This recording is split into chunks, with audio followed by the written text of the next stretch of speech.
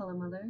This is session 1 from the series where I will read to you. Today's book, well, it's not really a book, it's a short story. It's called A Death by Stephen King. Remember that these voices will be done very poorly, but this is how I was reading it to myself, so I'll just pretend I'm doing the same thing.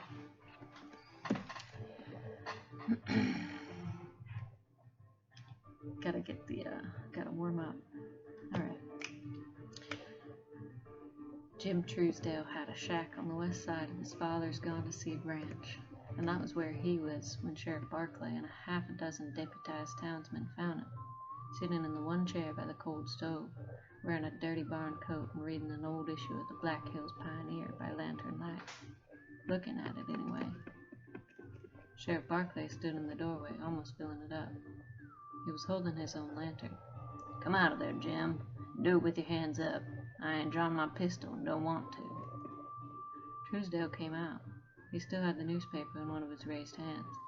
He stood there looking at the sheriff with his flat gray eyes. The sheriff looked back. So did the others.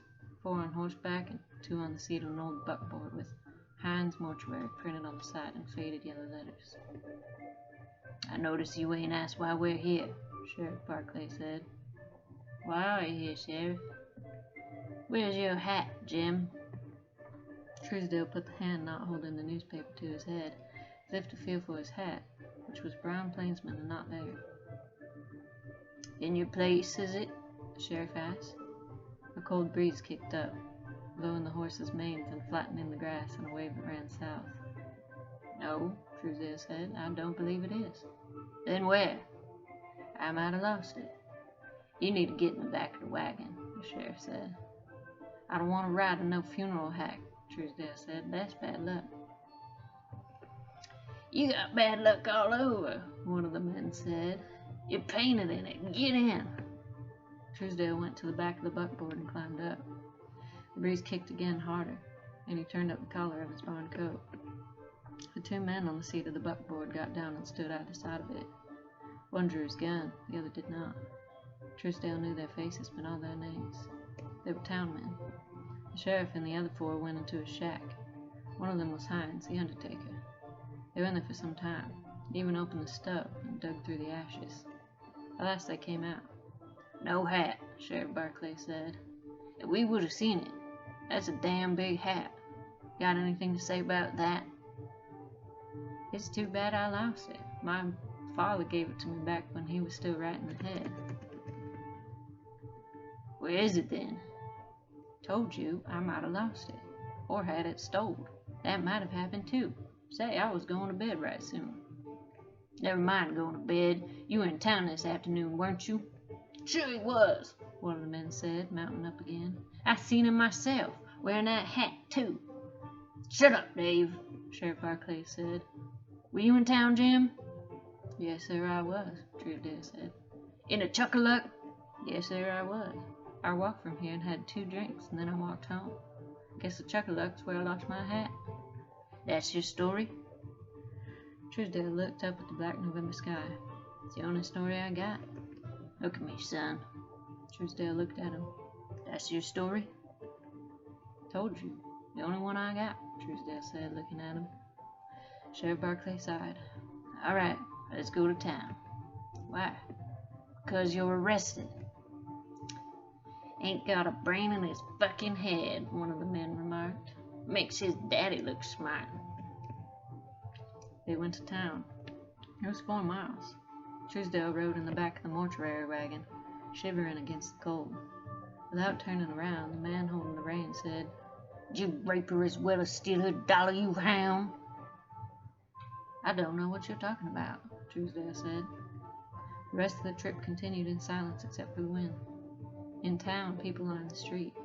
First they were quiet. Then an old woman in a brown shawl ran after the funeral hack in a sort of limping hobble and spat at Truesdale. She missed, but there was a spatter of applause.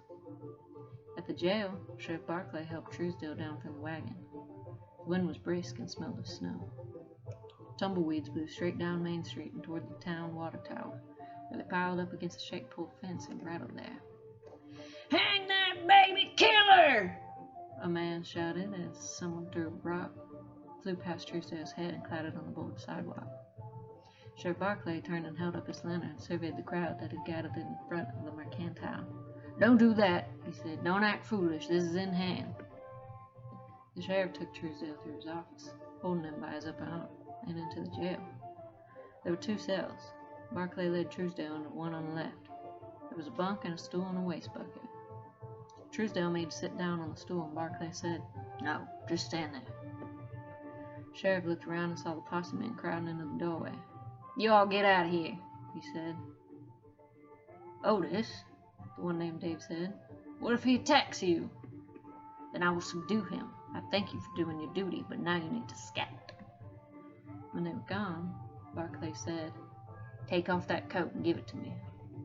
Truesdale took off his barn coat and began shivering. Beneath he was wearing nothing but an undershirt and corduroy pants so worn the wale was almost gone and one knee was out. Sheriff Barclay went through the pockets of the coat and found a twist of tobacco and a page of an R.W.Sears Watch Company catalog and an old lottery ticket promising a payoff in pesos. There was also a black marble. "That's my lucky marble," Truesdale said. "I had it since I was a boy." "Turn out your pants pockets." Truesdale turned them out. He had a penny and 3 nickels and a folded up news clipping about the Nevada silver rush that looked as old as a Mexican lottery ticket. "Take off the boots." Truesdale took them off. Barclay felt beside him. There was a hole in one sole the size of a dime. One moment.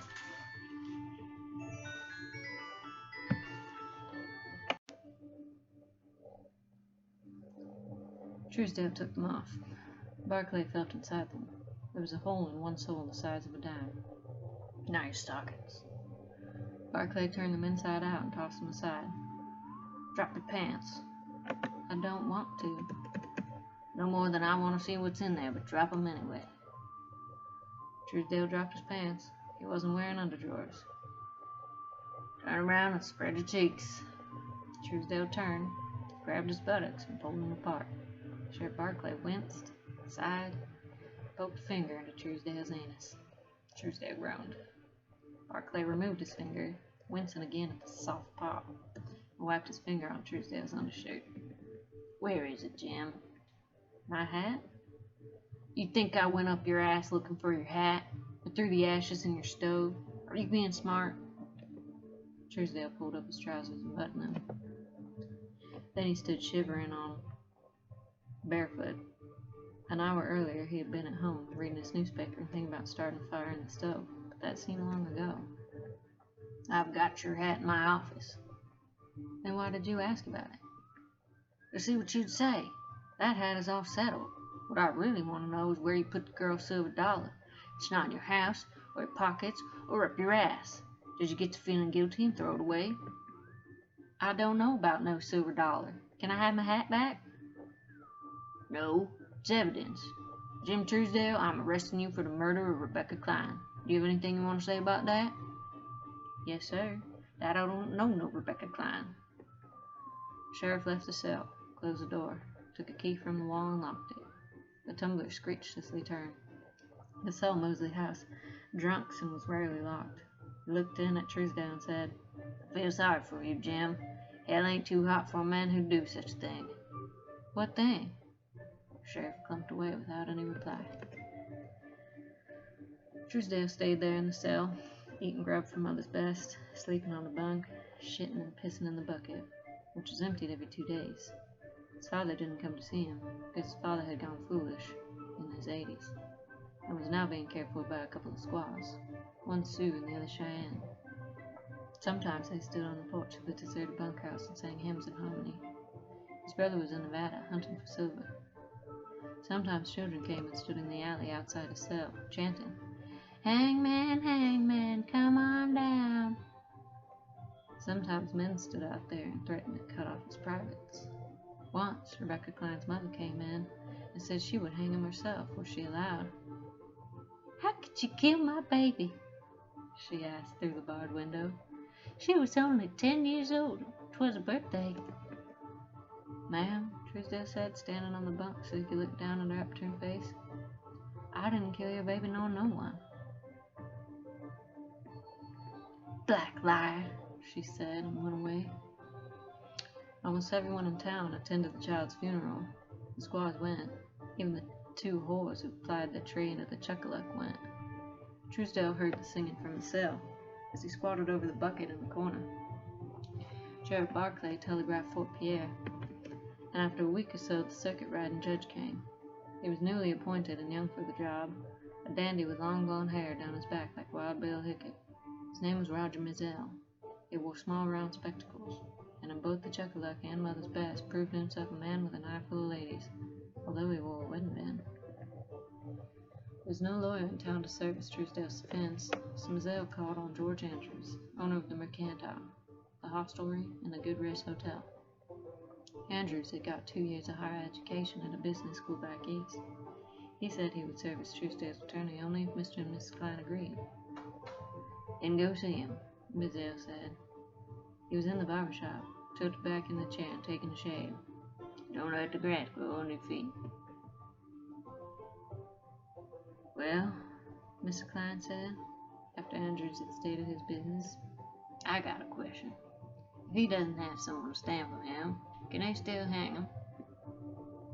That would not be American justice, Andrews said. And although we are not one of the United States just yet, we will be soon. Can he wriggle out of it? Mrs. Klein asked. No, ma'am, Andrews said. I don't see how. Then do your duty and God bless you, Mrs. Klein said. The trial lasted through one November morning and halfway into the afternoon. It was held in the municipal hall, and on that day there were snow flurries as fine as wedding lace. Slate-gray clouds rolling toward town threatened a bigger storm. Roger Mizell, who had familiarized himself with the case, served as prosecuting attorney as well as judge. Like a banker taking out a loan from himself and then paying himself interest, one of the jurors was overheard to say during the lunch break at Mother's Best, and although nobody disagreed with this, no one suggested that it was a bad idea. It had a certain economy after all. Prosecutor Mizell called half a dozen witnesses, and Judge Mizell never objected once to his line of questioning. Mr. Klein testified first. Sheriff Barclay came last. The story that emerged was a simple one. At noon on the day of Rebecca Klein's murder, there had been a birthday party with cake and ice cream. Several of Rebecca's friends had attended. Around 2 o'clock, while the little girls were playing pin the tail on the donkey and musical chairs, Jim Truesdale entered the Chuckaluck and ordered a knock of whiskey. He was wearing his plainsman hat. He made the drink last, and when it was gone, he ordered another. Did he at any point take off the hat? Perhaps hang it on one of the hooks by the door? No one could remember. Only I never seen him without it, Dale Gerard, the barman, said. It was partial to that hat. If he did take it off, he probably laid it on the bar beside him. He had a second drink, then he went on his way. Was his hat on the bar when he left? Mizell asked. No, sir. Was it on one of the hooks when he closed up shop for the night? No, sir. Around 3 o'clock that day, Rebecca Klein left her house at the south end of the town to visit the apothecary on Main Street. Her mother had told her she could buy some candy with a birthday dollar, but not eat it, because she had had sweets enough for one day. When 5 o'clock came, she hadn't returned home. Mr. Klein and some other men began searching for her. They found her in Barker's Alley, between the stage depot and the Good Rest. She'd been strangled. Her silver dollar was gone. It was only when the grieving father took her in his arms that the men saw Truesdale's broad-brimmed leather hat. It had been hidden beneath the skirt of the girl party dress. During the jury's lunch hour, hammering was heard from behind the stage depot and not 90 paces from the scene of the crime. This was the gallows going up.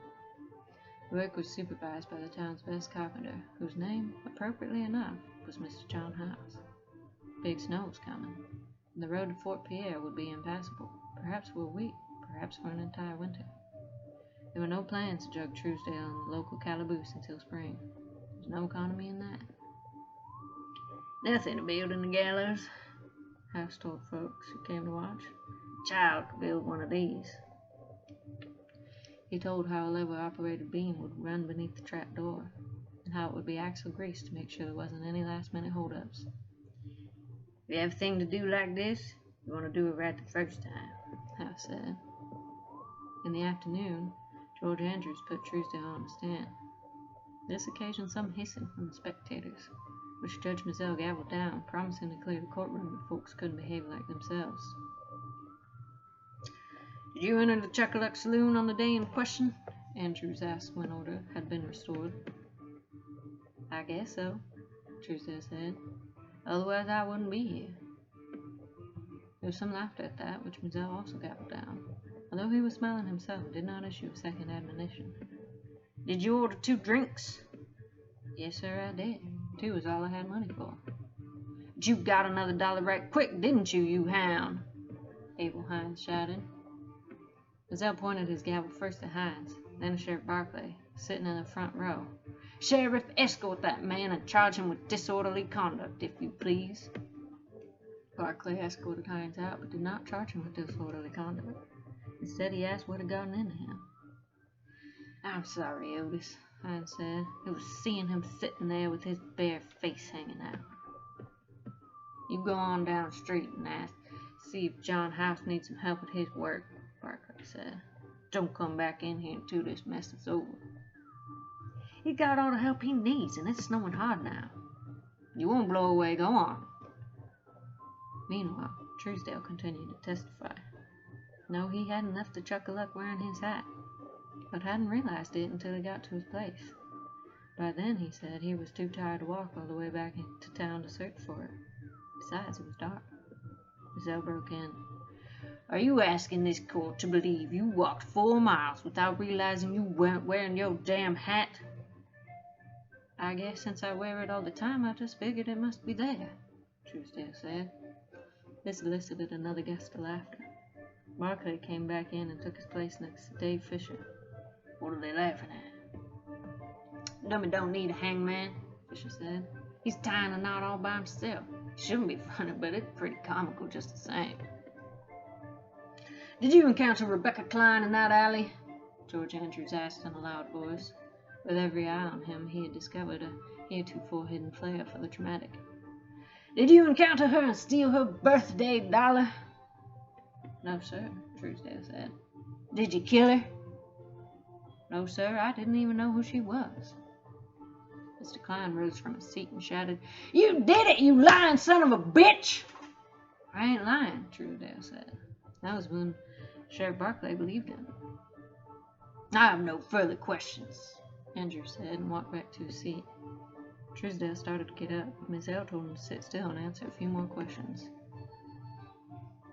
"Do you continue to contend, Mr. Truesdale, that someone stole your hat while you were drinking in the Chuckaluck, and that someone put it on and went into the alley and killed Rebecca Klein and left it there to implicate you?" Truesdale was silent. "Answer the question, Mr. Truesdale." "Sir, I don't know what implicate means." "Do you expect us to believe someone framed you for this heinous murder?" Truesdale considered, twisting his hands together. At last he said, "Maybe somebody took it by mistake and threw it away." Mizell looked out at the rapt gallery. "Did anyone here take Mr. Truesdale's hat by mistake?" There was silence, except for the snow hitting the windows. The first big storm of winter had arrived. That was the winter townsfolk called the Wolf Winter, because the wolves came down from the Black Hills in packs to hunt for garbage. "I have no more questions," Mizell said, "and due to the weather we are going to dispense with any closing statements. The jury will retire to consider a verdict. You have 3 choices, gentlemen. Innocent, manslaughter, or murder in the first degree." "Girlslaughter more like it," someone remarked. Sheriff Barclay and Dave Fisher retired to the Chuckaluck. Abel Hines joined them, brushing snow from the shoulders of his coat. Dale Gerard served them schooners of beer on the house. "Zell might not have had any more questions," Barclay said, "but I got one. Never mind the hat. If Truesdale killed her, how come we never found that severed $1? "'Cause he got scared and threw it away," Hines said. "I don't think so. He's too bone stupid. He'd had that $1, he'd have gone back to the Chuckaluck and drunk it up." "What are you saying?" Dave asked. "Do you think he's innocent?" "I'm was saying I wish we'd found that cartwheel. Maybe he lost it out a hole in his pocket. He didn't have any holes in his pocket, Barclay said. Only one in his boot, and it wasn't big enough for $1 to get through. He drank some of his beer. The tumbleweeds blowing up Main Street looked like ghostly brains in the snow. The jury took an hour and a half. We voted to hang him on the first ballot, Captain Fisher said later, but we wanted it to look decent. Mazzella asked Truesdale if he had anything to say before the sentence was passed. I can't think of nothing, Truesdale said. Just I never killed that girl. The storm blew for 3 days. John House asked Barclay how much he reckoned Truesdale weighed. Barclay said he guessed the man went around 140. House made a dummy out of burlap sacks and filled it with stones, weighing it on the hostelry scales until the needle stood pat on 140. Then he hanged the dummy while half the town stood around in the snowdrifts and watched. The trial run went all right. On the night before the execution, the weather cleared. Sheriff Barclay told Truesdale he could have anything he wanted for dinner. Truesdale asked for steak and eggs, with home fries on the side soaked in gravy. Barclay paid for it out of his own pocket, then sat at his desk cleaning his fingernails and listening to the steady clink of Truesdale's knife and fork on the china plate. When it stopped, he went in. Truesdale was sitting on his bunk. His plate was so clean, Barclay figured he must have lapped up the last of the gravy like a dog. He was crying. Something just came to me, Truesdale said. What's that, Jim? If they hang me tomorrow morning, I'll go into my grave with steak and eggs still in my belly. Won't have no chance to work through. For a moment, Barclay said nothing. He was horrified, not by the image, but because Truesdale had thought of it. And he said, Wipe your nose. Truesdale wiped it. Now listen to me, Jim, because this is your last chance. You were in that bar in the middle of the afternoon. Not many people in there then, is that right? I guess it is. And who took your hat? Close your eyes. Think back. See it. Truesdale closed his eyes. Barclay waited. At last Truesdale opened his eyes, which were red from crying. I can't even remember was I wearing it. Barclay sighed. Give me a plate and mind that knife. Truesdale handed the plate through the bars with the knife and fork laid on it. Said he wished he could have some beer. Barclay thought it over, then put on his heavy coat and Stetson and walked down to the Chuckaluk, where he got a small pail of beer from Gerald Gerard. Undertaker Hines was just finishing a glass of wine. He followed Barclay out. Big day tomorrow, Barclay said. Hasn't been a hanging here in 10 years. With luck, there won't be another for 10 more. I'll be gone out of the job by then. I wish I was now. Hines looked at him. You really don't think he killed her? If he didn't, Barclay said, whoever did is still walking around. The hanging was at 9 o'clock the next morning. The day was windy and bitterly cold, but most of the town turned out to watch. Pastor Ware Rouse stood on a scaffold next to John House. Both of them were shivering in spite of their coats and scarves. Pages of Pastor Rawls' Bible fluttered. Tucked into House's belt, also fluttering, was a hood of homespun cloth dyed black. Barclay led Truesdale, his hands cuffed behind his back, to the gallows. Truesdale was all right until he got to the steps. Then he began to buck and cry. Don't do this, he said. Please don't do this to me. Please don't hurt me. Please don't kill me. He was strong for a little man. Barclay motioned Dave Misher to come and lend a hand. Together they muscled Truesdale, twisting and ducking and pushing up the 12 wooden steps. Once he bucked so hard all 3 of them almost fell off, and arms reached up to catch them if they did. Quit that and die like a man! Someone shouted. On the platform, Truesdale was momentarily quiet, but when Pastor Rolls commenced Psalm 51, he began to scream. Like a woman with a tit caught in the wringer, someone said later in the Chuckaluk. Have mercy on me, O God, after thy great goodness, Rolls read, raising his voice to be heard above the condemned man's shrieks to be let off. According to the multitude of thy mercies, do away with mine offenses. When Truesdale saw House take the black hood out of his belt, he began to pant like a dog. He shook his head from side to side, trying to dodge the hood. His hair flew. House followed each jerk patiently, like a man who means to bridle a skittish horse. "Let me look at the mountains," Truesdale bellowed. Runners of snot hung from his nostrils. "I'll be good if you let me look at the mountains one more time." But House only jammed the hood over Truesdale's head and pulled it down to his shaking shoulders. Pastor Rolls was droning on. Truesdale tried to run off the trap door. Barclay and Fisher pushed him back onto it. Down below, someone cried, "Ride 'em, cowboy!" "Say amen," Barclay told Pastor Rouse. "For Christ's sake, say amen." "Amen," Pastor Rouse said, and stepped back, closing his Bible with a clap. Barclay nodded to House. House pulled the lever. The grease beam retracted and the trap dropped. So did Truesdale. There was a crack when his neck broke. His legs drew up almost to his chin, then fell back limp. Yellow dropped stained the snow under his feet. "There, you bastard!" Rebecca Klein's father shouted. "Died pissing like a dog on a fire plug! Welcome to hell!" A few people clapped. Spectators stayed until Truesdale's corpse, still wearing the black hood, was laid in the same hurry-up wagon he had ridden to town in. Then they dispersed.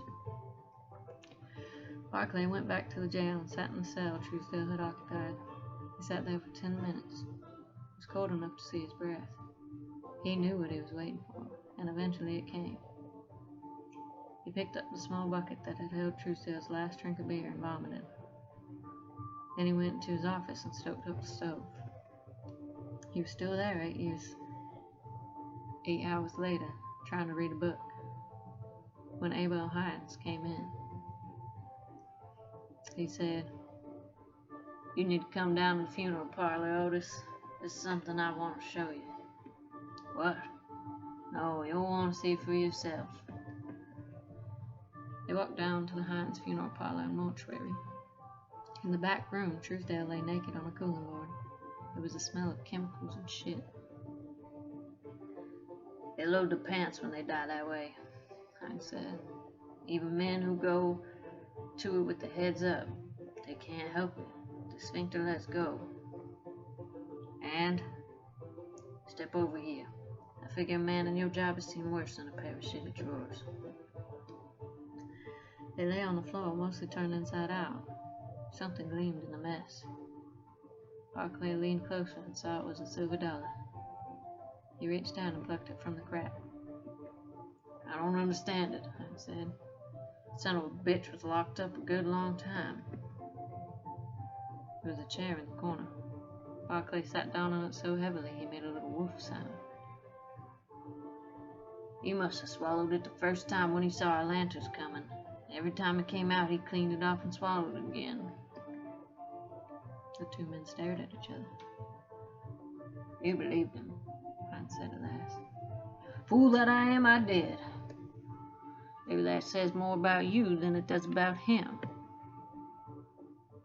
He went on saying he was innocent right to the end. He'll most likely stand at the throne of God saying the same thing. "Yes," Hines said. "I don't understand. He was going to hang. Either way, he was going to hang. Do you understand it?" "I don't even understand why the sun comes out. What are you going to do with that cartwheel? Give it back to the girl's mother and father? Might be better if you didn't, because..." Hines shrugged. "Because the Kleins knew all along. Everyone in town knew all along. He was the only one who hadn't known. Fool that he was." "I don't know what I'm going to do with it," he said. The wind gusted, bringing the sound of singing. It was coming from the church. It was a doxology. The end.